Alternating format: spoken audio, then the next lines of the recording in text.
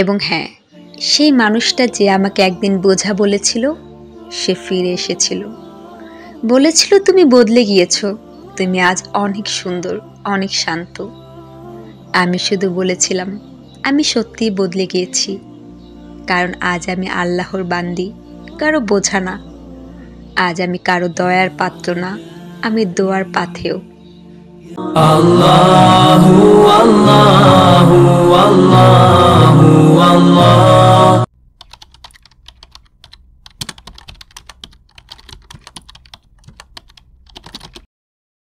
আমি জানি না কোথা থেকে শুরু করব, তবে শুরুতেই আমি আমার ফাতেমা আপুকে সালাম আর ভালোবাসা দিয়ে বলতে চাই, আপু, আপনি জানেন না আমি আপনাকে কতটা ভালোবাসি। যখন কেউ ছিল না, আপনি ছিলেন। আপনার বলা সেই কথাগুলো, সেই ছোট্ট ছোট্ট ভিডিওগুলো, সেগুলো যেন অন্ধকার ঘরের জানালা ফাঁক দিয়ে আসা এক টুকরো আলো। আমার জীবনে আপনি এক দোয়ার জবাব আপু। আপনার ভিডিওগুলো দেখে আমি আবার আল্লাহর দিকে ফিরেছি। আপনি না থাকলে হয়তো আমি আজ এই কথাগুলো বলার জন্য বেঁচে থাকতাম না। আমি সারা, ঢাকার আশুলিয়ার জামগড়া এলাকায় থাকি। বাড়িতে আমি, আমার মা, আমার ছোট্ট একটা বোন, আমরাই ছিলাম একে অপরের আশ্রয়।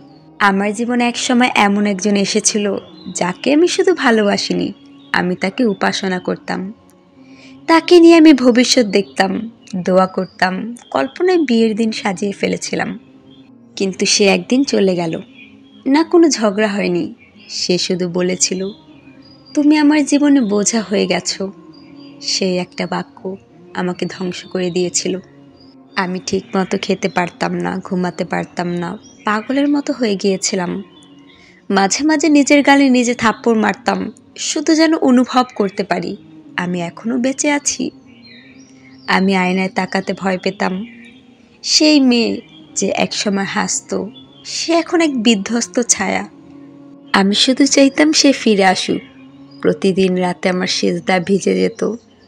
আমি বলতাম, হে আল্লাহ, আমি তো আপনারই বান্দি, আমাকে কেন এত কষ্ট দিলেন? কত রাত আমি শুধু কেঁদে কেঁদে ফজরের আজান শুনেছি। তখনই একদিন ইউটিউবে ফাতেমাপুর একটা ভিডিও দেখি। শিরোনাম ছিল, আল্লাহ রাজি আছেন, কিন্তু কিভাবে বুঝবো? আমি প্রথমেই ক্লিক করতে চাইনি, ভাবছিলাম আরেকটা ইসলামিক ভিডিও। কিন্তু আল্লাহর কসম, যখন শুনলাম আল্লাহ যখন কাউকে তোমার কাছ থেকে কেড়ে নেন, তখন তিনি তোমাকে নিজের দিকে ফেরাতে চান, আমার বুক ফেটে কান্না এলো। সেদিন থেকে আমি বদলাতে শুরু করলাম। আমি প্রতিদিন ফজরের নামাজে উঠতাম, সিজদায় পড়ে বলতাম, হে আল্লাহ, আমাকে আর কাউকে ফেরত দিও না, শুধু তুমি থেকে যাও আমার পাশে। আমি প্রতিদিন সূরা আল ওয়াকিয়া, সূরা মুলক, সূরা ইয়াসিন পড়তাম। আমি দোয়া করতাম যেন আল্লাহ আমাকে হেদায়েত দেন, আমাকে এমন কিছুতে ব্যস্ত রাখেন যে তার জন্য, যে শান্তির জন্য।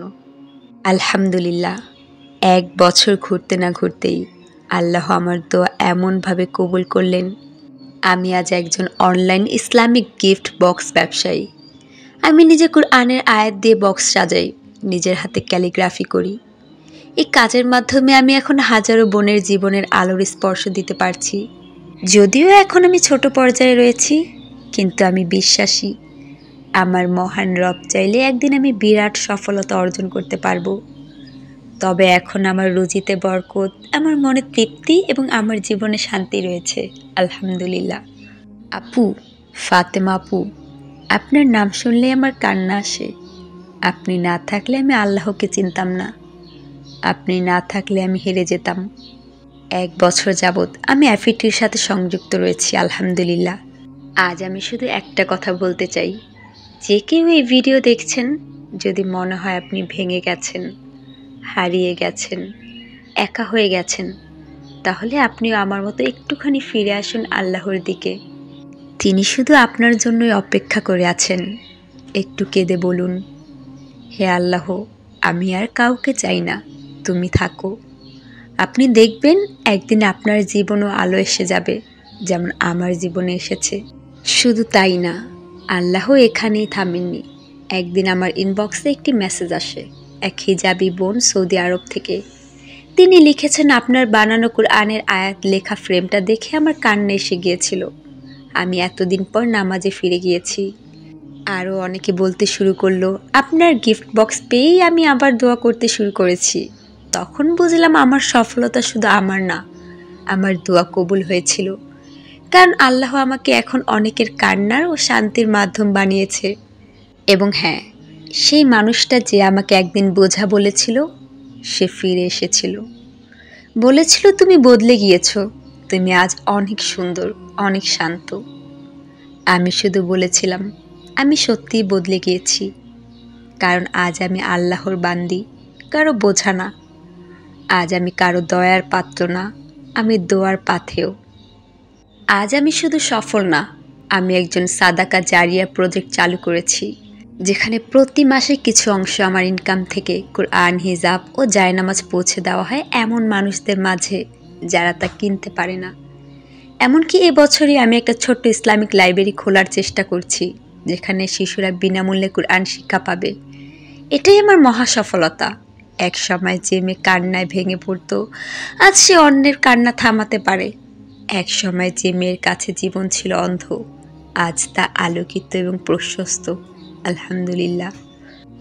আজ আমার পরিচয় হলো সফল উদ্যোক্তা, একজন ইসলামিক আর্টিস্ট, একজন হেদায়েতপ্রাপ্ত নারী এবং একজন দায়ী। কিন্তু আমার হৃদয়ের সবচেয়ে বড় পরিচয় হলো আমি সেই যে ভেঙে পড়েছিল, আর আল্লাহ তাকে নিজের হাতে গড়ে তুলেছেন। যে কারো দয়ায় না, দোয়ার আশ্রয়ে বেঁচে থাকে। আমি এখন নিজের খরচ নিজে চালাই, বাবা মাকে হেল্প করি, কিন্তু সবচেয়ে বড় কথা, আমি এখন প্রতিদিন 10 জন মানুষের জন্য দোয়া করি, যার কাউকে আমি চিনি না। কারণ আপনি আমাকে শিখিয়েছেন, তুমি যত বেশি অন্যের জন্য চাও, তত বেশি আল্লাহ তোমার হয়ে যান। আপু, এই কণ্ঠে যদি কান্না আসে, যদি শব্দ আটকে যায়, ক্ষমা করবেন। আপনি জানেন না আপনি কাকে রক্ষা করেছেন। আমি শুধু দোয়া করি, হে আল্লাহ, আমার প্রিয় বোন ফাতেমাপুর প্রতিটি কথা যেন এক একটা আশ্রয়ের চাবি হয়ে যায়। আমিন। মাশাল্লাহ বোন আমার, আমি সত্যি স্তব্ধ। সত্যি আমার বাক্য আটকে গিয়েছে আপনার এত সুন্দর সাজানো কথা দেখে। তবে আপনার এবং আমার রব যে মহান, সেই মহান রব আপনার গল্পে স্পষ্ট তার প্রতিচ্ছবি রেখেছেন। আপনার জীবনটাকে এত সুন্দরভাবে সাজিয়ে দিয়েছেন, যা আমি সহ পুরো অ্যাফিটি পরিবারের কাছে হয়ে থাকবে আমূল এক দৃষ্টান্ত। আল্লাহ আমার সকল হৃদয় ভাঙা বোনদের কবুল করে নিন, এবং আপনি সহ পুরো অ্যাফিটি পরিবার যারা যারা ভিডিওটি দেখছে, সকলের উপর আমার মহান রব শান্তি বর্ষিত করুন। আমিন। As I look to nature's beauty, dazzled am I.